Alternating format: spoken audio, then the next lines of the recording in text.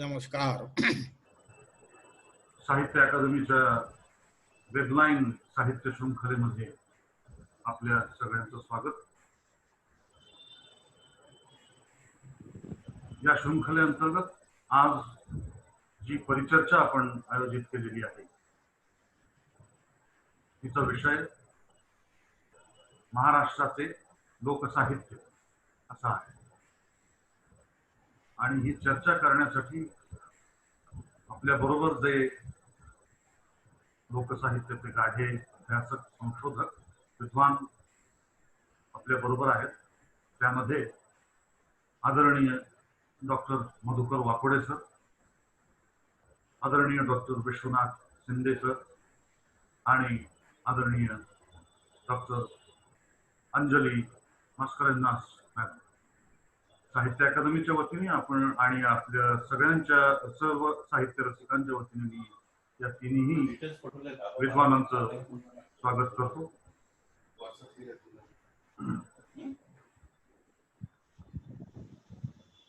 या परिचर्चेमध्ये आणि सुरुवातीला आदरणीय डॉक्टर मधुकर वाकोडे सरांना विनंती करतो की त्यांनी महाराष्ट्राचे लोकसाहित्य या विषयावर आपला विचार इथे प्रस्तुत करा. आदरणीय डॉक्टर वाकोडे सर. या परिचर्चेमध्ये सहभागी झालेले सन्माननीय अभ्यासक संशोधक डॉक्टर विश्वनाथ शिंदे, डॉक्टर अंजली मस्करन्नास, साहित्य अकादमीचे प्रादेशिक सचिव प्राध्यापक कृष्णा किंबवणे आणि रसिको. महाराष्ट्राचे लोकसाहित्य किंवा महाराष्ट्रातील लोकसाहित्य हा विषय तसा खूप व्यापक आहे. इतका व्यापक आहे की या ठिकाणी आपल्याला त्यातल्या काही मोजक्या पैलूंवरच आपले विचार मांडता येऊ शकतात. त्याचं कारण महाराष्ट्र ही लोकसाहित्य आणि लोककलांच्या दृष्टीने फार समृद्ध भूमी आहे. तसे तर आपण फार भाग्यशाली आहोत की आपल्या देशातच कर्नाटक, बंगाल वगैरे सगळ्या प्रांतांमध्ये वेगवेगळ्या लोककला असतात. लोकभाषेमधून निर्माण झालेलं प्रचंड साहित्य असतं. पण विशेषतः महाराष्ट्रामध्ये विदर्भ म्हटला की विदर्भातील दोन ज्या लोकभाषा आहेत, वऱ्हाडी आणि पूर्व विदर्भातील झाडीपट्टी. त्यानंतर आपण कोकण म्हटलं की कोकण मधली कोकणी, थोडीशी वेगळी छटा असलेली मालवणी कोकणी. खानदेशमध्ये सुद्धा आपण पाहतो की अहिराणी आहे. इतकंच नव्हे तर आपल्या मुंबईच्या आसपास असलेल्या वसई परिसरामध्ये ईस्ट इंडियन लोकांची एक वेगळी संस्कृती आणि प्रचंड अशा प्रकारचं लोकसाहित्य आहे. खानदेश म्हटलं की अहिराणी, तकतराव, असे अनेक प्रकारचं जर आपण साहित्य डोळ्यासमोर आणलं तर या लोकसाहित्याने महाराष्ट्रातील या अनेक बोली समृद्ध केल्या आणि या बोलींनी हे लोकसाहित्य समर्थ केलं. दोन्ही एकमेकांना पूरक आहेत. आता यामध्ये आपण थोडे मोजके जरी प्रकार घेतले तरी त्यामध्ये आपण शाब्द साहित्य म्हटलं की शाब्द साहित्यामध्ये सर्वप्रथम आपल्याला ओवी या मौखिक परंपरेचा विचार करावा लागतो. आता ओवी म्हटल्यानंतर आपल्या समोर सरळ येतं की ओवी ज्ञानेशाची, अभंगवाणी तुकयाची. परंतु ज्ञानेशाच्या ओवीचा म्हणजे ज्ञानेश्वरी मधील ओवीचा, ज्या ओवीला आपण 3.5 चरणी किंवा औटपदी ओवी म्हणतो, त्या ओवी परंपरेपासून मौखिक परंपरेमधली म्हणजे लोकसाहित्यामधला हा जो एक लोक आणि लौकिक छंद आहे, ही रचना निर्मिती वेगळ्या प्रकारची आहे आणि म्हणून ती पाठ्य परंपरा आहे, तर ही गेय परंपरा आहे. थोडक्यात सांगायचं तर मानसोल्लास या सोमेश्वराच्या ग्रंथामध्ये ज्ञानेश्वर पूर्व काळामध्ये त्यांनी स्पष्टपणे लिहून ठेवलेलं आहे की महाराष्ट्रामधल्या स्त्रिया त्या दळण कांडण करताना हीन स्त्री, त्यांनी शब्दप्रयोग केलेला आहे. हीन आपण त्या अर्थाने न घेता आपण व्यापक अशा प्रकारचा जो श्रमजीवी वर्ग आहे, कष्टकरी वर्ग आहे, ग्रामीण वर्ग आहे, त्या संदर्भामध्ये आपण ती संज्ञा घेऊ. आणि मग यावरून स्पष्ट होते की ज्ञानेश्वर पूर्व काळामध्ये मोठ्या प्रमाणात ओवी ही गायल्या जात होती. मौखिक परंपरेमधली जी ओवी आहे ही 4 चरणी आहे, 3 चरणी आहे आणि अनेक प्रकारचे प्रयोग सुद्धा स्त्रियांनी केलेले आहेत.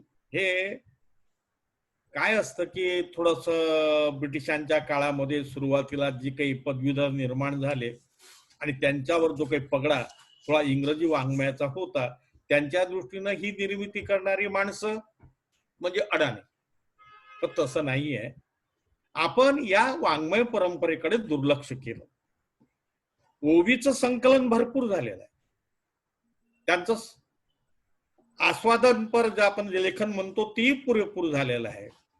पण एवढं जरी असलं तरी ओवी मधल्या प्रतिमा प्रतीकांचा ज्या खोलात जाऊन विचार करायला पाहिजे होता तो विचार झालेला नाही. आणि तो झालेला विचार जर रसिकांच्या आणि अभ्यासकांच्या समोर आला असता तर स्त्रिया म्हणजे ह्या लोकपरंपरेमधल्या ज्या अनामिका आहेत, ह्या स्त्रियांचं लेखन हे विदग्ध पातळीवर कसं पोहोचते याची कल्पना आपल्याला आली असती. आणि म्हणून ही जी ग्रांथिक ओवी पासून वेगळी असलेली जी मौखिक ओवी आहे याला न्याय तुकारामाने दिलेला आहे. ते सरळ म्हणतात की ओवी कांडणी गाऊ गीत, की कांडणी करताना ओवी आपण गाऊ, म्हणजे ही गेय परंपरा आहे. आणि या गेय परंपरेमध्ये सर्वाधिक मोठी जागा ही ओव्यांनी व्यापलेली आहे. अर्थात ओव्यांच्या बरोबरच आपण इतरही वाङ्मयीन प्रकारांचा विचार करणार आहोत. ओवी म्हटल्यानंतर सरळ सरळ श्रमपरिहार हा त्यामागचा मुख्य उद्देश होता. कारण मुक्या मुक्यात दळू नये ही जी म्हण आहे याच्यावर आपल्याला कल्पना येते की ते एवढं मोठं दगडी जातं, भल्या पहाटे उठून घराघरामध्ये त्याची घरघर चालायची. खरं सांगायचं की या ओव्यांना एक प्रकारच्या जात्यानं त्या संगीत पुरवल्या, पार्श्वसंगीत. तर जेव्हा हा हात असा पुढे जातो आणि पुढे गेल्यानंतर जो नेट लागतो आणि नंतर तो असा खाली ओढला जातो, त्या पद्धतीप्रमाणे या ओव्यांमधून एक प्रकारची गेयता आलेली आहे.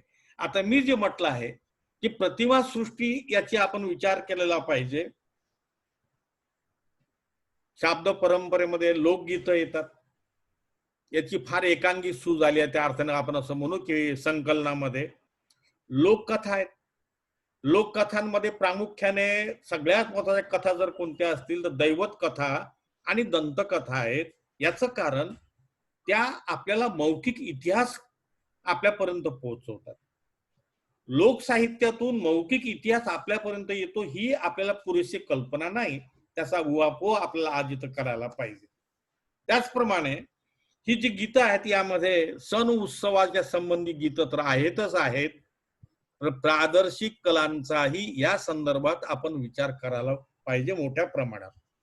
कारण महाराष्ट्रामध्ये आजही कोकण म्हटलं की आपल्या समोर दशावतार येतो, वराड म्हटलं खडी गंमत दंडारा आपल्या समोर येते, मराठवाडा म्हटलं की ललित आपल्या समोर येते, खानदेश म्हटलं की तखतराव आपल्या समोर येतो, अहिराणी भाषेमधली कानदेवीची जी उत्सवी परंपरा आहे ती आपल्या समोर येते.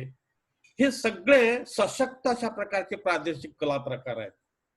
किंबहुना मी तर एक जबाबदारीने या ठिकाणी विधान करतो, महाराष्ट्रातल्या या प्रादेशिक कला प्रकारांचा ज्या ज्या आधुनिक नाटककारांनी प्रामुख्याने उपयोग करून घेतला, तुम्ही प्रामुख्याने बघा त्यांचीच नाटकं ही बर्लिन पर्यंत जाऊन पोहोचली आणि गाजली. उदाहरणार्थ घाशीराम कोतवाल हे नाटक घ्यावं लागेल, ज्यामध्ये दशावतार, कीर्तन परंपरा या सगळ्या लोककलांचा उपयोग केलेला आहे. आता या प्रादेशिक कला प्रकारांमध्ये हे काही लिखित साहित्य नसतं, त्याची एक मौखिक परंपरा ठरलेली असते. त्या प्रकारचा त्यांचा उत्स्फूर्त विनोद असतो. वेळ प्रसंगी त्या संपूर्ण ते आपले ती पात्र आपल्या संवादाच्या फेकींमध्ये वेळेवर जसा पाहिजे तसा उपयोग करून घेऊ शकतात. याचं कारण लोकभाषा ह्या लवचिक आहे, लोकभाषा प्राकृतिक आहेत, लोकभाषा स्वाभाविक आहेत आणि लोकांची नाडी पकडण्यासाठी त्या सक्षम आहेत.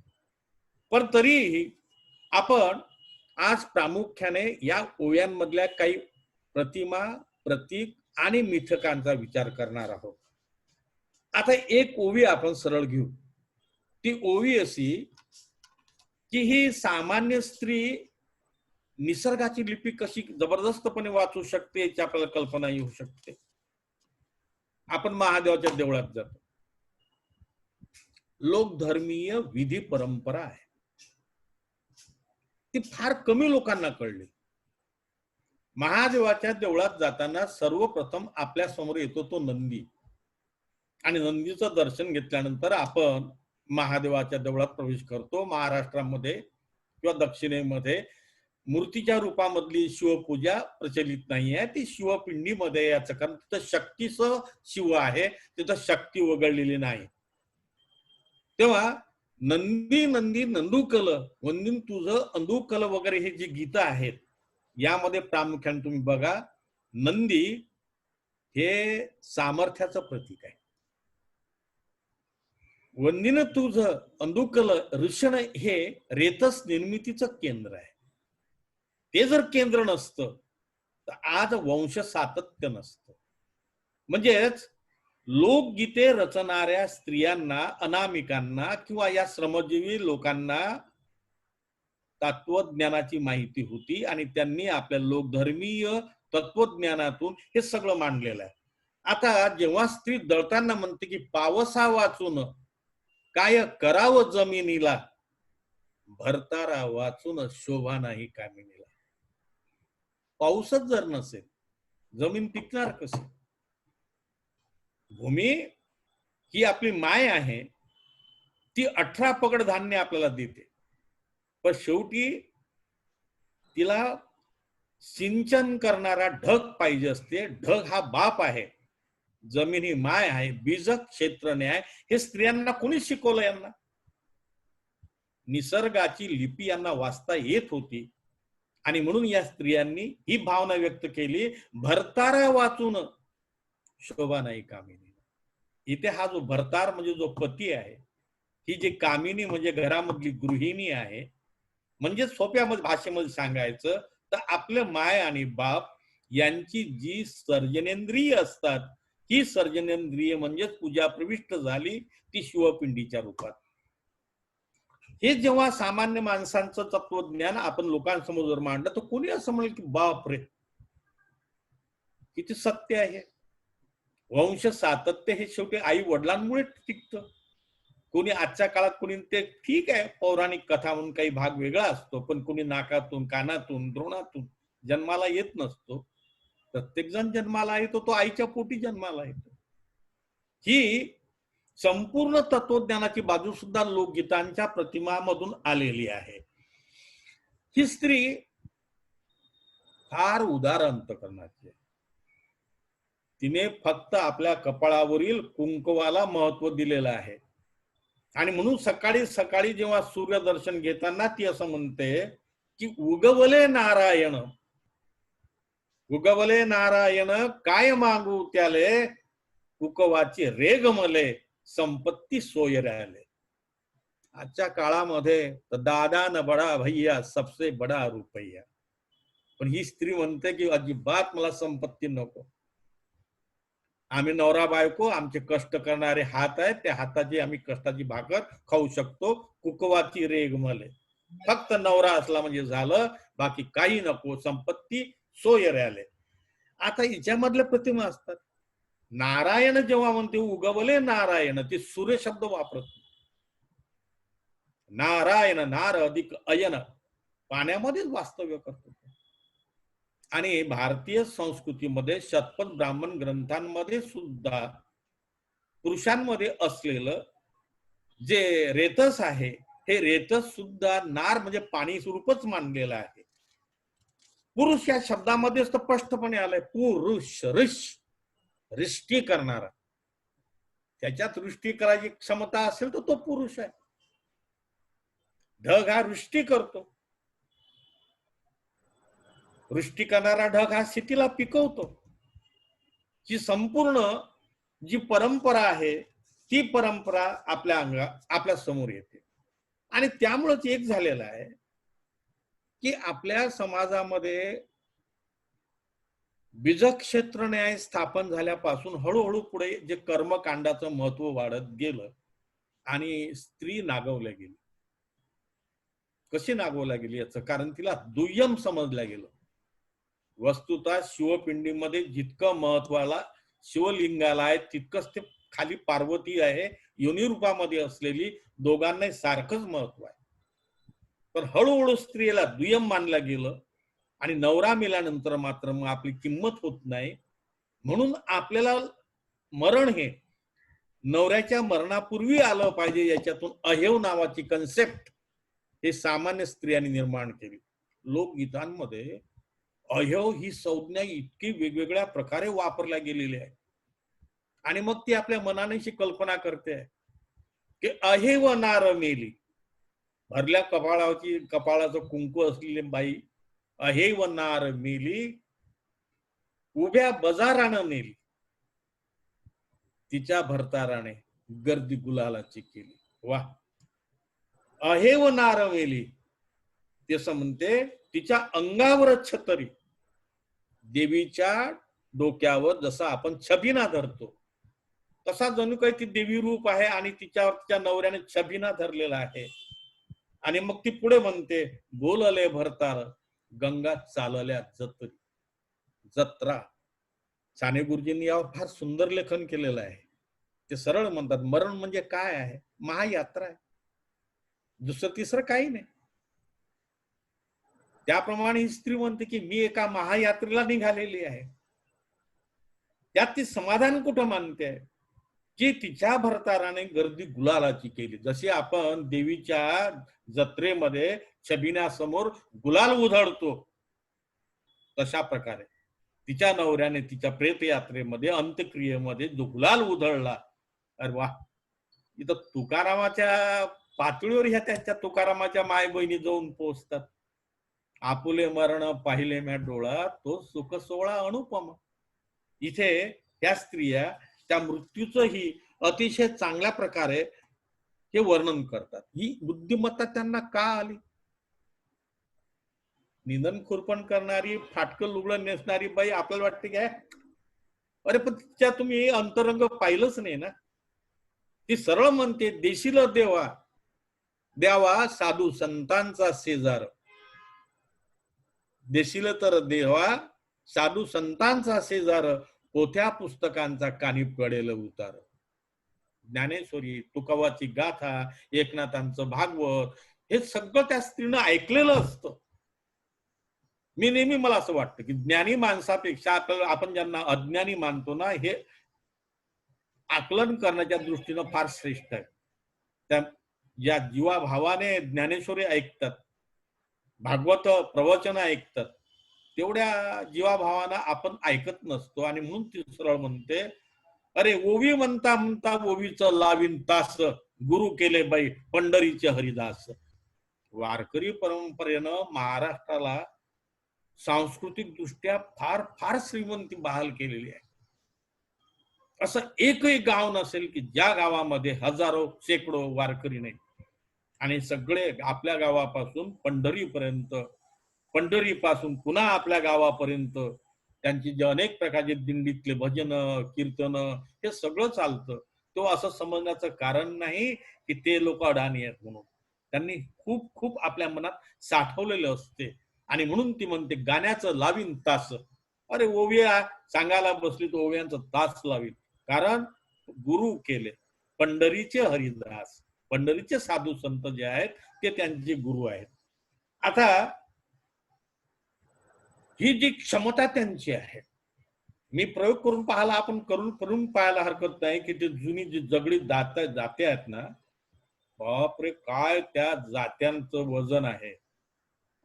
आज तर ते ओळखता येणं शक्यच नाही कोण्या गृहिणींना. पण ते म्हणते, जात्या इसवरा ईश्वर, जेव्हा जेव्हा ईश्वर हे उत्तर देते तेव्हा तेव्हा तुम्ही समजा तिथं महादेवाचं स्थान आहे. कोणताही शब्द असो, कोणी म्हटलं गुडगुडेश्वर, महादेवाचं देऊळ, गुडगुडेश्वर ते महादेवाचं देऊळ, काही असो, तिथं महादेव आहेच. ती दात्याला प्रत्यक्ष महादेव मानते. काय म्हणते ते, तुला सुखानं ओढते, असं कणत कुथत नाही का, मायाचं पेली दूध तुझ्या कारणी लावते. ज्या मायेनं दूध पाजलेलं आहे तुझं दूधच इतकं सकस आहे. अरे वाघिणीचं दूध बना ना तुम्ही, तिनं पिलेलं असते आणि तिच्या समोर, तिच्या ताकदी समोर मनगटातल्या ते जातं, तिला काही फारसं वाटत नाही. ह्या तिची अभिव्यक्ती, हा तिचा भावनांचा जो आविष्कार आहे, हा इतका उत्स्फूर्त असतो की आपण जेव्हा म्हणतो स्पॉन्टेनियस फ्लो पोएट्री म्हणजे उत्स्फूर्त आविष्कार आहे ना, तो अशा ठिकाणी पडते. ओढून ताणून काहीतरी टलाट रिलारी जगमने काव्य करणारी ह्या परंपरेमध्ये ती स्त्री कधीच बसत नाही.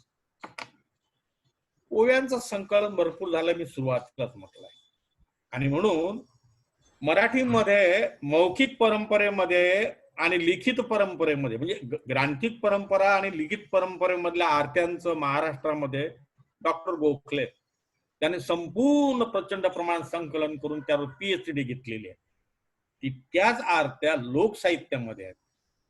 कठांच्या तिफनीच्या आरत्या आहेत, नागवेलीच्या आरत्या आहेत, काठी कावडच्या आरत्या आहेत. अशा अनेक प्रकारच्या आरत्या इथं आपल्याला वेळ कमी पडतो, सांगता येत नाही. पण या आरत्यांचं संकलन करणं फार आवश्यक आहे लोकसाहित्यामध्ये. याचं कारण त्याच्यामध्ये आलेली जी भावना आहे ती फार अप्रतिम आहे. उदाहरणार्थ टिपणीचं, टिपणी नंदी तू हे दोन्ही आरती वाळू.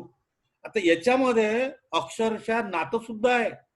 टिपण फिरली मेरीवर नागर तुझा भरतार, टिपण फिरली हे एक डवरा तुझा लेक. म्हणजे इथं नांगर हा तिचा भ्रतार आहे, डवरा हा तिचा लेक आहे.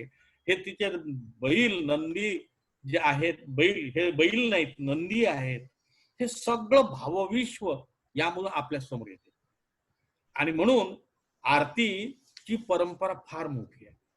त्याचबरोबर आणखी एक गोष्ट फार महत्वाची लक्षात येते की काही प्रतिमा आणि प्रतिका आणि ज्याला आपण म्हणतो मायथॉलॉजी, मिथक. एक छोटं गीत मी म्हणतोय, म्हटलं तर लोक म्हणतात ते बळबळ गीत आहे. बळबळ गीत आहेच ते लेकरांसाठी, पण त्याच्यामध्ये एक जुना इतिहास आपल्या समोर येतो. उदाहरणार्थ, सोन्यासारखं लेकरू माय मोती याचा चारा, दुडू दुडू गेलं माय कुंभाराच्या घरा. कुंभारी निजली, कुंभार दादा जागी, सोन्यासारखं लेकरू चतुरंग घडवू लागी. आपल्याला वाटतं की हे लेकर आहेत, तर लेकरांसमोर काहीतरी म्हणायचं. आता एकदम आपल्या समोर येतो इतिहास.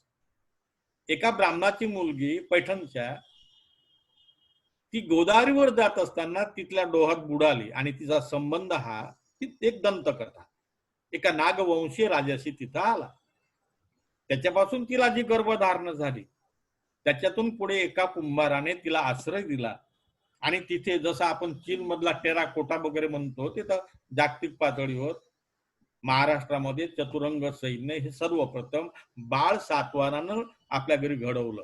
आणि अशी दंतकथा आहे. मग विक्रमादित्याचा त्याने पराभव केला आणि महाराष्ट्रामध्ये सातवाहनाचं राज्य निर्माण झालं, ज्याला आपण म्हणतो गुढीपाडवा. ती गुढी आपण त्या दिवशी उभारली, ज्याला आपण शालिवाहन शकाचा प्रारंभ मानतो.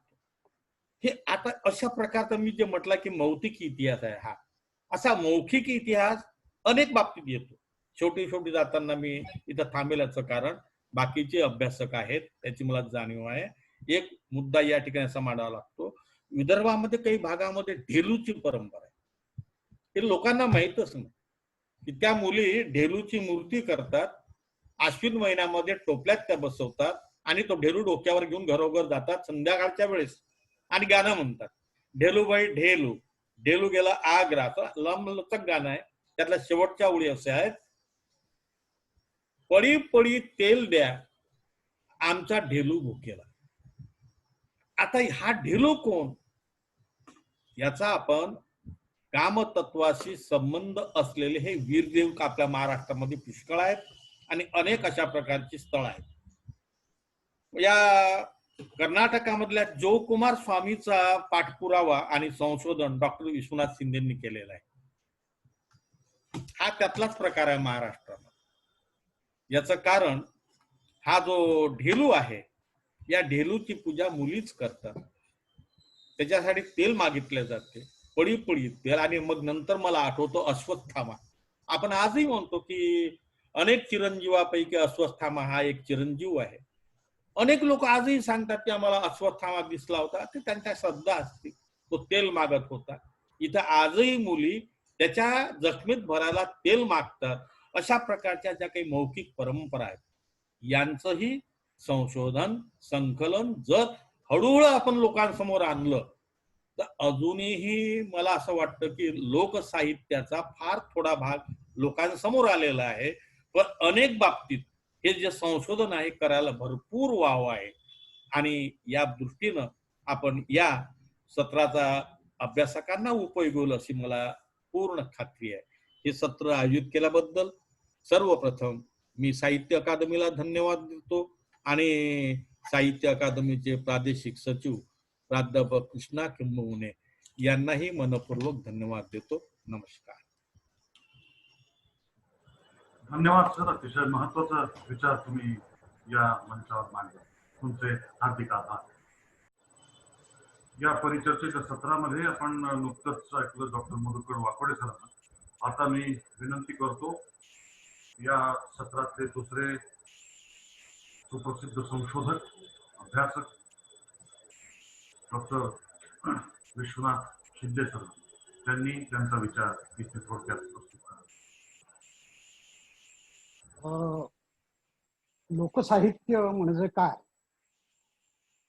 हे कोणतं साहित्य आहे, अशा प्रकारचा प्रश्न नेहमी उपस्थित केला जातो. त्याचं उत्तर लोकांचं साहित्य ते लोकसाहित्य असं ढोबळपणानं दिलं जातं.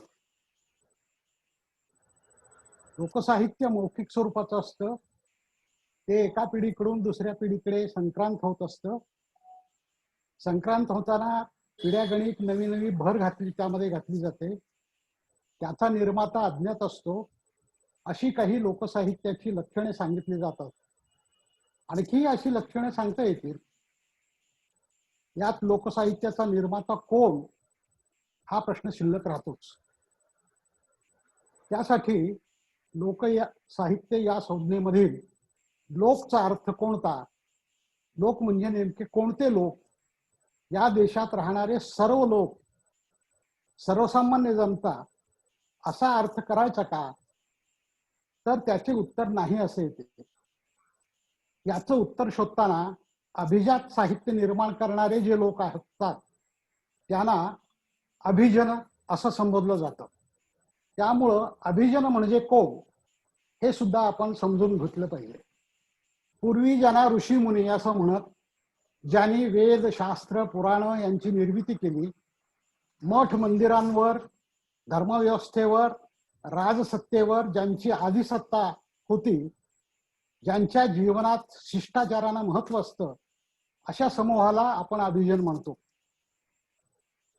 त्यांचा समावेश लोकसाहित्यातील लोकमध्ये करता येईल का, याचं उत्तर नाही असं आहे. म्हणजे येथील समाजात एक अभिजन परंपरा आहे आणि दुसरी लोकपरंपरा आहे. यालाच द ग गोडसे यांनी शास्त्रधाटी आणि लोकधाटी अशा संज्ञा वापरल्या आहेत. लोकधाटीचा आविष्कार लोकमानी असतो आणि शास्त्रधाटीचा आविष्कार गणितमानी असतो, असेही द ग गोडसे यांनी सांगितले आहे. लोकधाटीचा आविष्कार सहज, स्वाभाविक आणि नैसर्गिक स्वरूपात होतो, तर शास्त्रधाटीचा आविष्कार पूर्वनियोजित, तोलून मापून होत असतो. थोडक्यात आपल्या समाजात अभिजनांची आणि लोकधाटीची अशा दोन सांस्कृतिक परंपरा पूर्वापार चालत आलेल्या आहेत. यापैकी लोकधाटीच्या परंपरेतील लोक लोकसाहित्याची निर्मिती करीत असतात आणि अभिजन परंपरा अभिजात साहित्याची निर्मिती करीत असतात. हे अगदी स्पष्ट म्हणता येईल. अर्थात या दोन परंपरांमध्ये परस्परांमध्ये देवाणघेवाणी होत असते, यातही शंका नाही. महात्मा ज्योतिराव फुले यांनी समाजाची जे स्वतःला भूदेव समजत होते असे भट ब्राह्मण आणि इतर म्हणजे शूद्र, अतिशूद्र आणि स्त्रिया अशी विभागणी केली आहे. माझ्या मते लोकसाहित्याची निर्मिती करणारे शूद्र, अतिशूद्र आणि स्त्रिया ह्या आहेत. जे स्वतःला भूदेव समजत असत त्यांची परंपरा ही ग्रंथाधिष्ठित होती. ग्रंथ वाचन, प्रवचन, पुराण कथन, कीर्तन ही त्यांची परंपरा होती. वेद पुराणादी शास्त्र वाङ्मयावर भूदेवांचा अधिकार होता. शूद्र वाचण्याचा अधिकार नव्हता. स्वतःचं वेगळं वाङ्मय निर्माण केलं, ते मौखिक स्वरूपात पण लोकसाहित्य म्हणावं असं मला वाटतं. जाती आणि वर्ण ही भारतीय समाज व्यवस्था पाश्चात्य अभ्यासकांना ज्ञात नसल्यामुळं लोकसाहित्य निर्मितीच्या संदर्भात त्यांनी जी मांडणी केली आहे ती आपल्याकडील लोकसाहित्याचा अभ्यास करताना जशीच्या तशी लागू पडत नाही. त्यामुळे महाराष्ट्रातील लोकसाहित्याचा अभ्यास करताना इथली जाती व्यवस्था, इथली वर्ण व्यवस्था ध्यानात घेऊनच एक स्वतंत्र भूमिका घ्यावी लागते लोकसाहित्याचा अभ्यास करीत असताना. महाराष्ट्रात लोकसाहित्याचं संकलन, संशोधन, अभ्यास करणारी पहिली पिढी जे स्वतःला भूदेव समजत होते त्यांच्याच वारसदारांची होती. महाराष्ट्रात त्यांनी 18व्या शतकाच्या अखेरीस लोकसाहित्याचं संकलन, संशोधन, अभ्यासाला सुरुवात केली. या अभ्यासकांपैकी काही समाजशास्त्रीय, मानववंशशास्त्रीय भूमिकेतून लोकसाहित्याच्या अभ्यासाकडे वळले होते. त्यांचे या अभ्यासातील योगदान अत्यंत मोलाचं आहे. पण असेही काही अभ्यासक होते जे धर्माभिमानी, सनातन प्रवृत्तीचे आणि संस्कृतीचे उदात्तीकरण करणारे होते. या दोन्ही प्रवृत्ती आजही महाराष्ट्राच्या लोकसाहित्याच्या अभ्यासात अस्तित्वात असलेले दिसतात. समाजशास्त्रीय दृष्टीने अभ्यास करणाऱ्या अभ्यासकांना लोकसाहित्य, लोकसंस्कृती, लोककला, लोककलावंत यांच्याविषयी आस्था वाटत होती. या आस्थेपोटी काहींनी लोकसाहित्य, लोकसंस्कृती, लोककला, लोककलावंत यांचा गौरव केलेला दिसतो. लोककलावंतांना त्यांनी गौरवाने लोकसंस्कृतीचे उपासक असे संबोधले, तर सनातन प्रवृत्तीच्या अभ्यासकांनी लोककलावंतांची उपेक्षा केली, त्यांच्या कलेला हीन लेखलं. या सर्व गोष्टींकडे तुच्छता दृष्टिकोनातून पाहण्याचा प्रयत्नही या मंडळींनी केलेला दिसतो. साहित्यात लोककथा, लोकगीत, प्रयोगरूप लोककला, म्हणी, वाक्प्रचार, लोकोक्ती यांचा समावेश होतो. त्याचबरोबर या साहित्यातून अभिव्यक्त होणाऱ्या रूढी, परंपरा, धारणा, मंत्रतंत्र, मिथक यासह नृत्य, संगीत, हस्तकला, शिल्पकला, वैदक अशा अनेक गोष्टींचा अंतर्भाव लोकसाहित्यामध्ये होतो. त्याच्या जोडीला विधिविधानही असतातच, ती लोकधर्माशी निगडीत असतात. हा सर्व लोकधर्म लोकसंस्कृतीचा आविष्कार असतो. त्यांचे म्हणून काही या आविष्काराच्या मागे शास्त्र असतं, पण ते मुक्त शास्त्र असतं. लोकसाहित्याच्या सर्व घटकात नाट्य असतं.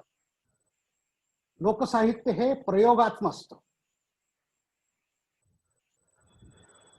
तर ते कथन करणारा कथक आणि ऐकणारा श्रोता किंवा प्रेक्षक हे दोन घटक लोकसाहित्याचे अंगभूत घटक आहेत. लोकसाहित्याच्या वेगवेगळ्या घटकांपैकी त्यातील प्रयोगरूप लोककला यामधून अधिक समृद्धपणे नाट्याविष्कार प्रकट होत असतो. त्यामुळे मी इथे थोडक्यामध्ये प्रयोगरूप लोककला प्रकारासंबंधी बोलणार आहे. बामणा घरी लिहणं, कुणब्या घरी दाणं आणि महारा घरी गाणं ही म्हण सगळ्यांना माहितीची आहे. महार मांग यांच्या घरात लहान मूल जन्माला आलं की एखादी म्हातारी त्या बाळाच्या कानाजवळ घरातला काशाचा थाळा नेऊन जोर जोरात वाजवत असे. याला कान शारणी किंवा कान शाकारणी असं म्हटलं जातं.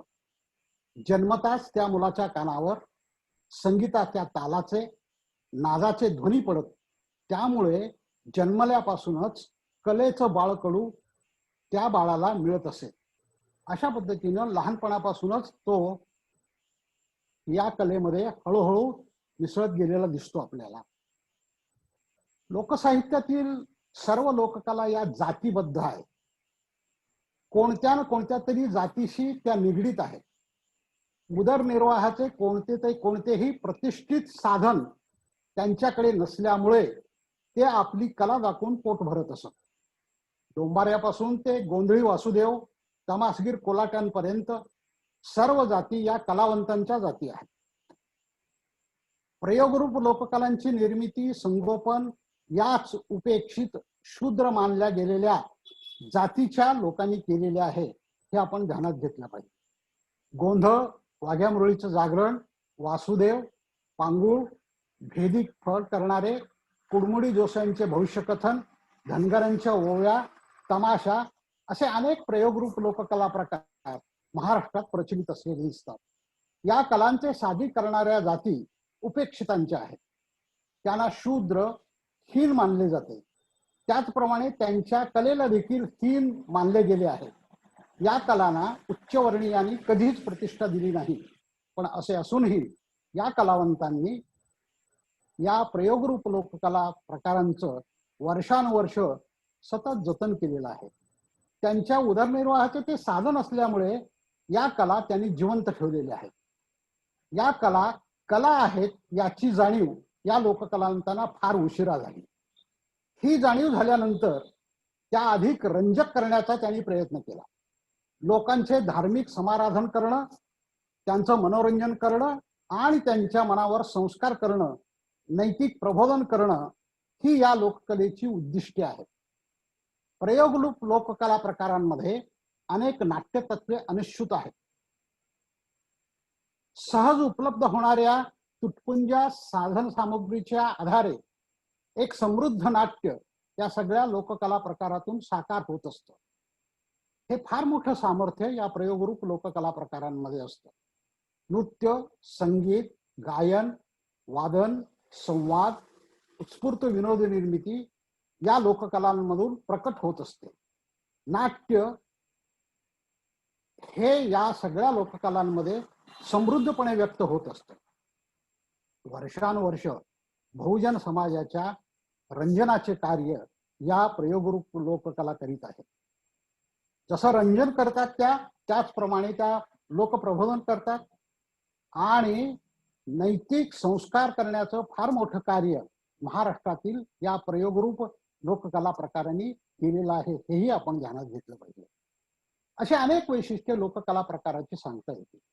या लोककलांचा नंतर अनेक सामाजिक संस्थांनी, राष्ट्रीय पक्षांनी किंवा स्वयंसेवी कार्य करणाऱ्या संस्थांनी, त्याच्यामध्ये सत्यशोधी की जलसा आहे, राष्ट्र सेवा दलाचे तमाशे आहेत किंवा कम्युनिस्ट पक्षाचे तमाशे आहेत किंवा पक्षीय प्रचार करणारे लोक आहेत, त्यांनी या सगळ्या लोककला प्रकाराचा वापर करून घेतला. आजही सरकारी योजनांचा प्रसार करण्यासाठी म्हणून या लोककलांचा वापर मोठ्या प्रमाणामध्ये आजही करून घेतला जातो. म्हणजे या लोककलांमध्ये एक मोठं सामर्थ्य आहे. लोकांना आपल्याकडे खेचून घेण्याचं एक मोठं सामर्थ्य या लोककला प्रकारांमध्ये आहे. आणि ते काय आहे हे आपण समजून घेतलं पाहिजे. हे जसं एका बाजूला दिसतं, त्याचबरोबर दुसऱ्या बाजूला मराठी रंगभूमीला देखील या लोककलांनी आकर्षित करून घेतलेलं आहे. विजय तेंडुलकरांचं घाशीराम कोतवाल सारखं नाटक जर आपण ध्यानात घेतलं आणि पुढे अनेक नाटकं अशा प्रकारचे लोकाविष्कार असणारी नाटकं पुढे आलेली दिसतात. या नाटकांमध्ये सुद्धा या लोककला प्रकारांमध्ये जे नाट्यतत्व आहेत ती नाट्यतत्व स्वीकारलेली दिसतात आणि ते नाटक अधिक देशी वळणाचे झालेले आहेत असंही आपल्याला दिसतं.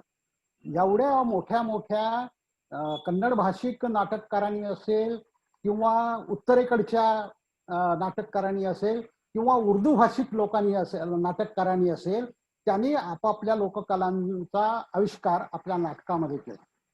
हे खरं तर ब्रेख्त पासून चालू झालेलं, जर्मन नाटककार ब्रेख्त जो होता तेव्हापासून सुरू झालेलं आहे. त्याने आधी पहिल्यांदा आपल्या नाटकामध्ये लोककलांचा वापर सुरू केला आणि आपल्या विचाराच्या प्रसारासाठी लोककला त्यांनी वापरलेले दिसतात. हे महाराष्ट्रामध्ये फार उशिरा लक्षात आलं, पण आता मराठी रंगभूमीवरल्या रंगकर्म्यांना हे लक्षात आलंय की याच्यामध्ये नाटकाची मोठी ताकद आहे आणि त्याचा उपयोग आजच्या काळामध्ये अनेक रंगकर्मी करून घेताना दिसत आहेत. म्हणून आजही आणखी मोठ्या प्रमाणामध्ये चांगल्या पद्धतीनं लोककलांमध्ये काय नाट्यतत्व आहे, काय सत्व आहे या लोककला प्रकारामध्ये नाट्याचं म्हणून आणि आपल्या संस्कृतीचं म्हणून ते समजून घेणं आजही आवश्यक आहे असं मला वाटत आलेलं आहे. मला वाटतं एवढं या लोककला प्रकारांसंबंधी मी बोलतो आणि मग पुन्हा आणखीन काही विषय राहिलेले असतील तर पुन्हा आपल्याला वेगळ्या पद्धतीने विचार करता येईल.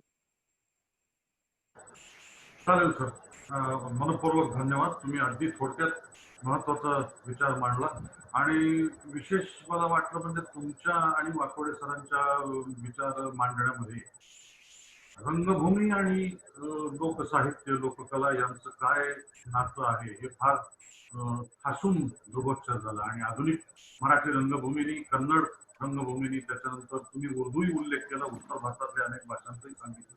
त्यामध्ये सुद्धा या कलांचा, या साहित्याचा कसा उपयोग करून घेतलेला आहे आणि याची नाट्यतत्व किंवा अभिव्यक्तीचं जे सामर्थ्य याच्यामध्ये आहे साहित्य आणि कलांमध्ये, ते तुम्ही फार चांगल्या पद्धतीने दोघांनी अधोरेखित केलं. तुमच्या दोघांचेही मी आभार मानतो. आणि आता आपण डॉक्टर अंजली मस्करन्ना यांचं मत जाणून घेऊया या संदर्भात. काय लोकसाहित्याच्या संशोधक, अभ्यासक त्याचा आहेतच, पण शिवाय आदिवासींच्या लोकसाहित्यावर त्यांचा विशेष अभ्यास आणि संशोधन आहे. 5 या संदर्भातली त्यांची पुस्तकही प्रकाशित झाली आहेत. डॉक्टर अंजली मस्करन्ना. नमस्कार सर. नमस्कार. मी महाराष्ट्रातील लोकसाहित्याचा उगम आणि विकास याचा एक धावता आढावा माझ्या या व्याख्यानात घेणार आहे. महाराष्ट्रात लोकसाहित्याचे संकलन व त्या संबंधीचे लेखन हे 1858 पासून सुरू झाले. तरी लोकसाहित्य प्रकाराच्या परिभाषिक संज्ञा ह्या 1915 पासून वापरण्यास सुरुवात झाली होती.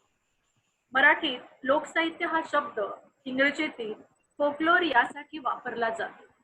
1846 साली विल्यम जॉन थॉमस यांनी ही संज्ञा वापरली होती, पण त्यापूर्वी पॉप्युलर अँटिक्विटीज असे म्हणत ही संज्ञा त्या अर्थाने वापरली जात. आता मी लोकसाहित्याच्या संकल्पनेकडे न पाहता, कारण सरांनी त्या संदर्भात भरपूर सविस्तर ती संकल्पना आणि वैशिष्ट्ये पूर्ण केली. मी 19व्या शतकाच्या प्रारंभी या देशात ज्या इंग्रजांचे शासन स्थिर झाल्यावर प्रशासन व्यवस्थेतील काही इंग्रज अधिकारी हे संशोधक वृत्तीचे होते, तसेच गॅझेटियरच्या निर्मितीमुळे लोकसाहित्याच्या अभ्यासाला त्यांनी सुरुवात केली. 1784 मध्ये सर विल्यम जोन्स यांच्या प्रयत्नाने कलकत्त्याला एशियाटिक सोसायटी ऑफ बेंगॉल ही संशोधन संस्था ही स्थापन झालेली होती. कर्नल जेम्स टॉड यांनी राजस्थानचा इतिहास, रूढी, परंपरा यांचंही अध्ययन केलेलं होतं. जवळजवळ 1929 मध्ये ॲनल्स अँड अँटिक्विटीज ऑफ राजस्थान या नावाचा ग्रंथ त्यांचा प्रसिद्ध झालेला होता. रिचर्ड टेम्पल यांनी पंजाबच्या लोककथांचा संग्रह 1884 मध्ये प्रसिद्ध केलेला होता. याबरोबरच सर जॉर्ज ग्रियर्सन यांनी भाषाशास्त्रीय दृष्टीने लिंग्विस्टिक सर्वे ऑफ इंडिया हा खंडात्मक स्वरूपाचा 1884 मधला त्यांचा संशोधनात्मक ग्रंथ हा एकूणच महाराष्ट्रातील भाषाशास्त्रीय दृष्टीने आजही तितकाच महत्वपूर्ण आणि उल्लेखनीय त्यांचं कार्य ठरतं. प्रामुख्याने आपण महाराष्ट्राच्या लोकसाहित्यावरती लक्ष केंद्रित करत असताना महाराष्ट्रामध्ये मिस मेरी फ्रियर यांनी ओल्ड डेक्कन डेज यात महाराष्ट्रातील लोककथांचा अगदी 1868 मध्ये या कथांचं संकलन आणि प्रसिद्ध केल्या. महाराष्ट्रातील हा तसा पहिला प्रयत्न जो आहे कथाच्या रूपातला, हा झालेला आहे. 1878 मध्ये राजाराम शास्त्री भागवत यांचा गोंडी भाषा आणि गीते हा अभ्यासपूर्वक लेख विविध ज्ञान विस्तार मधून प्रसिद्ध केला गेला आणि लोकसाहित्यासंबंधी शास्त्रीय दृष्टीने लिहिण्याचे हे पहिले लेखन आपल्या समोर येते. त्याबरोबरच ज्ञानसिंधू छापखान्याने 1842 काही म्हणींचा संग्रह प्रसिद्ध केलेला होता. पुढे म्हणींचा पहिला कोश हा 1900 मध्ये गणेश नारायण देशपांडे यांनी प्रसिद्ध केलेला दिसतो. पुढे य.रा. दाते, चिंग कर्वे यांनी महाराष्ट्रातील वाक संप्रदायाचा कोश काढला. त्यामुळे ह्या वेगळ्या प्रकारांची ही सुरुवात इथे आपल्याला दिसून येते. निर्णय सागरने लोकगीतांचा संग्रह 1872 साली अगदी स्त्रीगीत संग्रह म्हणून प्रसिद्ध केलेला होता. स्त्रीगीत ही मनोरंजक किंवा प्राचीन उखाणे, भूपाळ्यांचा संग्रह यामध्ये आहे. 1885 साली भातुकली सारखा यात खेळ, ओव्या, म्हणी हे जरी मनोरंजनासाठी प्रसिद्ध झालेलं होतं, संकलन त्या काळामध्ये ह्या वेगळ्या प्रकारांमध्येही झालेलं दिसतं. या प्रारंभीच्या काळात लोकसाहित्याच्या संकलनाचे प्रयत्न तसे तुटक स्वरूपाचे झालेले आहेत. महाराष्ट्रातील लोकसाहित्याच्या अभ्यासाची ही प्राण प्रतिष्ठा खऱ्या अर्थाने इतिहासचार्य राजवाडे यांनी केली. 1916 ते 38 मध्ये लोकसाहित्याचे लेखन झाले, पण अभ्यासाला त्याच काळात सुरुवात झाली.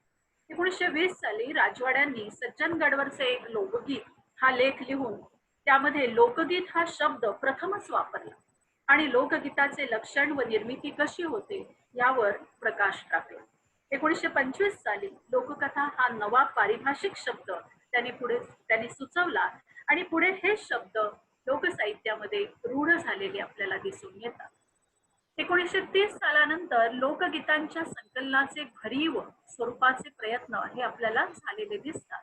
डॉक्टर कमलाताई देशपांडे यांच्या अपौरुषेय वाङ्मय हा 1944 साली प्रसिद्ध झालेला त्यांचा ग्रंथ लोकसाहित्याच्या अभ्यासामध्ये भर घालणारा आहे. वामन सोरखडे, इंदिरा संत, जन ढगे, साने गुरुजी यांनी लोकगीतांचे संकलनवर अभ्यास सखोलपणे केलेला दिसतो. अनंतराव चोरखडे यांनी 1938 साली साहित्याचे मूलधन यासारखे पुस्तक प्रसिद्ध केले. श्री गोरे यांनी वऱ्हाडी लोकगीते हा प्रादेशिक जातीतील स्त्रियांच्या गीतांचा संग्रह त्या काळात प्रथमच असा प्रसिद्ध झालेला दिसतो. एकूणच विदर्भ, खानदेश, मराठवाडा या विभागातून लोकगीतांचे संकलन प्रसिद्ध झालेले दिसते. त्यामध्ये नारा शेंडे यांच्या लोकसाहित्य संग्रह, बोरसे यांनी खानदेशातील गीते, तापी तरंग, डॉक्टर नांदापूरकर यांनी मराठवाड्यातील स्त्री गीते, माहेरचे मराठी, मराठीचा मोहर, मराठीची माया ह्यासारखे प्रसिद्ध केलेले ग्रंथ आपल्याला दिसतात.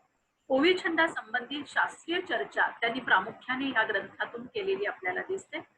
1930 नंतर नियतकालिकांचे कार्य देखील फार मोलाचे ठरते, कारण लोकसाहित्याचे लेख ह्या नियतकालिकांमधून प्रसिद्ध होऊ लागले. ह्या नियतकालिकांमध्ये प्रामुख्याने ही यादी भरपूर आहे, पण प्रामुख्याने प्रतिभा, संजीवनी, चित्रमय जगत, शालापत्रक, परिजात, स्त्री, सह्याद्री, सत्यकथा, नवयुग, धनुर्धारी, नवभारत यासारख्या नियतकालिकांचं कार्य हे मोलाचं ठरतं. दुर्गाबाई भागवत यांचे लोकसाहित्याची रूपरेखा या त्यांच्या ग्रंथाने पाश्चात्य लोकसाहित्य संप्रदायाची माहिती आणि त्याचबरोबर वेदकालापासून विविध कथा व गीत वाङ्मयाची उत्क्रांती कशी झाली याचे मानसशास्त्रीय आणि समाजशास्त्रीय दृष्टीने सखोल अभ्यास आपल्या समोर ठेवलेला आहे. या ग्रंथाचे लोकसाहित्याच्या क्षेत्रात आणि अभ्यासाच्या नव्या कक्षात या दृष्टीने हे ग्रंथ त्यांचे मोलाचे ठरतात. डॉक्टर प्रभाकर मांडे यांचे लोकसाहित्य लोकसंशोधनातील कार्य हे महत्वपूर्ण आहे, कारण लोकसाहित्याचे अंतप्रवाह, लोकसाहित्याचे स्वरूप, लोकरंगभूमी व इतर असे अनेक ग्रंथांमधून त्यांनी लोकसाहित्याच्या अभ्यासात पाश्चात्य शास्त्रीय दृष्टी ही नवीन मांडणी करणारे हे लेखन त्यांचे उल्लेखनीय ठरते. डॉक्टर राचिम ढेरे यांनी लोकसाहित्य आणि लोकसंस्कृती यांच्या अभ्यासाची नवी क्षितिजे निर्माण केली आणि लोकसाहित्य, लोकप्रथा, धार्मिक विधी, लोकसंस्कृतीचे उपासक, लोकदेवतांचा सखोल शोध घेत खंडोबा, लोकसंस्कृतीचे उपासक यांचे सर्व लेखन संशोधनाची एक वेगळी दिशा आणि विविध रूपे व्यक्त करणारे, एक वेगळी पाऊलवाट निर्माण करणारे हे लेखन ठरते. डॉक्टर सरोजिनी बाबर यांनी महाराष्ट्रातील कानाकोपऱ्यातील लोकगीतांच्या संकलनाचा प्रारंभ हा केलेला दिसतो. 1961 साली ज्या वेळेला महाराष्ट्र लोकसाहित्य समितीच्या त्या अध्यक्ष झाल्यानंतर लोकसाहित्य मालेच्या पुष्पांमधून त्यांनी लोकगीते, लोककथा, म्हणी, उखाणे यांचे संग्रह प्रसिद्ध केले. एक होता राजा, जनलोकांचा सामवेद, सांगीवांगी, मराठी लोककथा अशी 100च्या वर पुस्तके लोकसाहित्यामध्ये भर टाकणारी ठरलेली आहेत. तसेच तारा भवाळकर, मधुकर वाकोडे, डॉक्टर गंगाधर मोर्जे यांचे ग्रंथ लोकसाहित्याच्या अभ्यासात मोलाची भर टाकणारे, नवदिशा देणारे ठरतात. डॉक्टर मधुकर वाकोडे यांनी विदर्भातील आदिवासी जीवनाच्या अभ्यासातून त्यांची संस्कृती, लोकसंस्कृती, त्यांचा अनुबंधाचा अभ्यास अतिशय सखोलपणे केलेला आपल्याला दिसतो.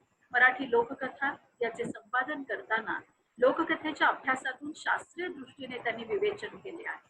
लोकप्रतिभा आणि लोकतत्वे या ग्रंथातून लीळाचरित्रापासून ते आधुनिक काळातील ललित कृतीपर्यंतच्या वाङ्मयीन लोकतत्वांचे दर्शन त्यांनी अभ्यासपूर्ण घडविले आहे. एकूणच नव्या दृष्टिकोनातून लोकसाहित्याचा अभ्यास करणाऱ्या अभ्यासकांमध्ये त्यांचा समावेश केला जातो. डॉक्टर विश्वनाथ शिंदे यांनी पारंपरिक लोकरंगाविष्काराचा, लोकनाट्याचा, प्रामुख्याने तमाशा, वगनाट्य, शाहिरी याचा सखोल अभ्यास केलेला आहे.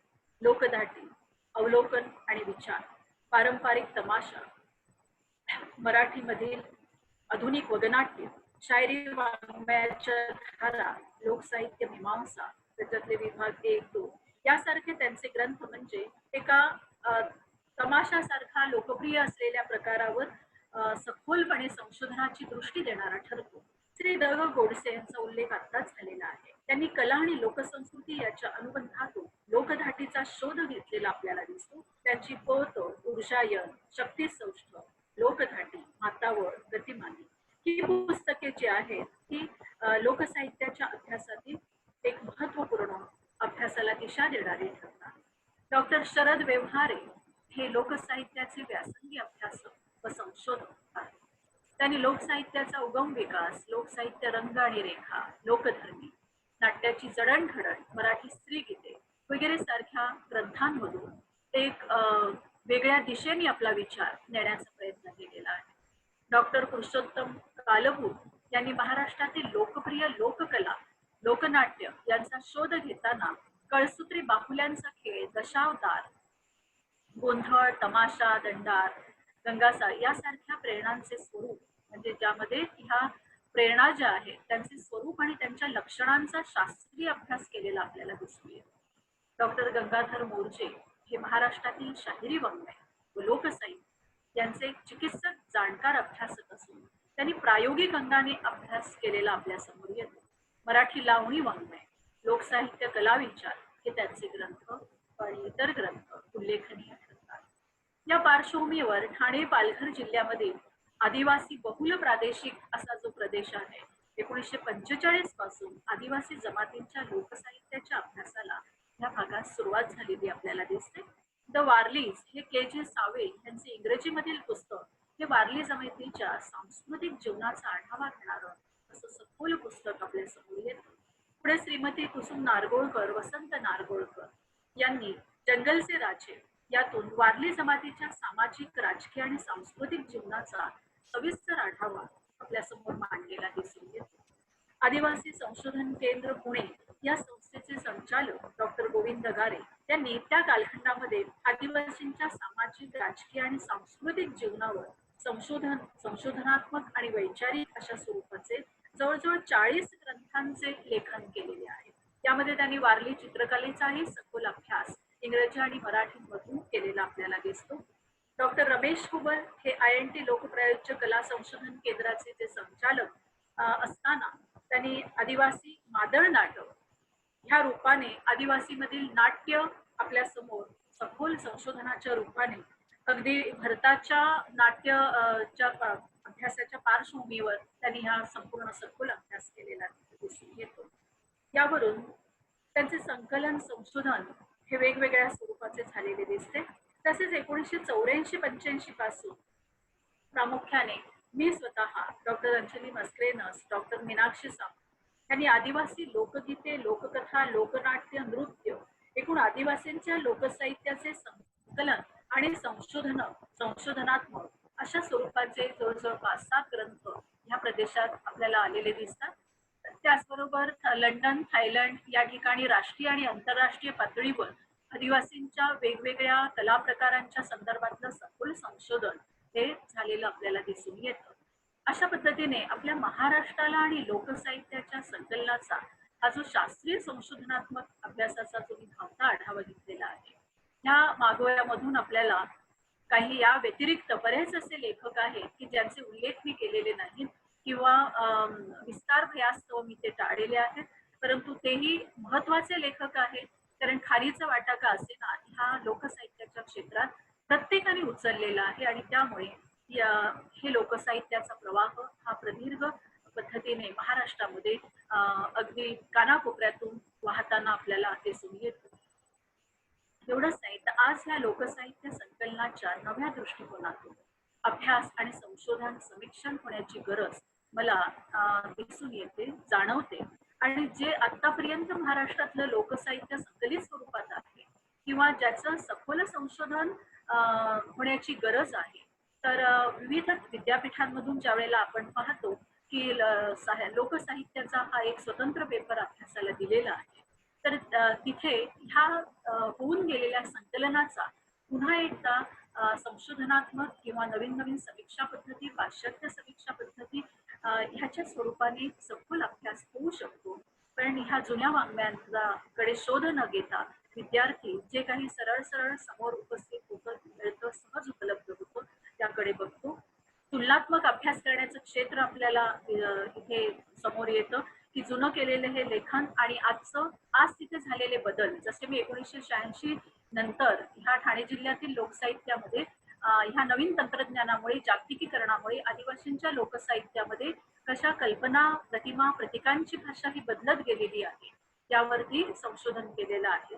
तशा पद्धतीचे नवीन आढावा आपल्याला नव्या पिढीसमोर मांडता येईल आणि ह्या कार्याच्या पुढे ही संपूर्ण आपली लोकसाहित्याची वारी आपल्याला प्रभावाने